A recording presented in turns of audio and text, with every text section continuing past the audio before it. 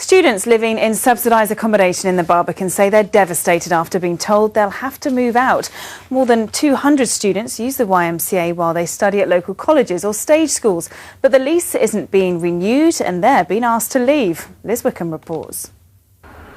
The Barbican is a pretty prestigious address for a student living just above the breadline, like Joe, who's just finished 2 years at the Italia Conti School and has one more to go.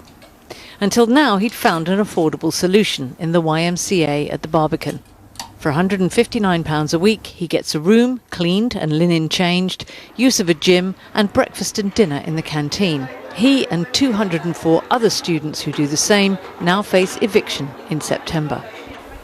I'm going to be homeless, really. I'm just going to try and find another place to stay, maybe like a bit in Zone 2 or Zone 3, because it's quite expensive in this area, so I just need to find somewhere cheap. As a student, I'm quite poor. The Corporation of London has decided not to renew the lease the YMCA has held for over 40 years and claims it's not really needed.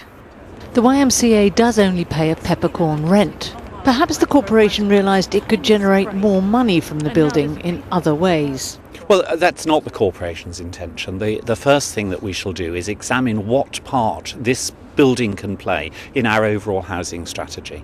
One of the things that we're desperately in need of is accommodation for key workers, affordable housing within the city, and we shall look at what can be done in order to use it for those purposes.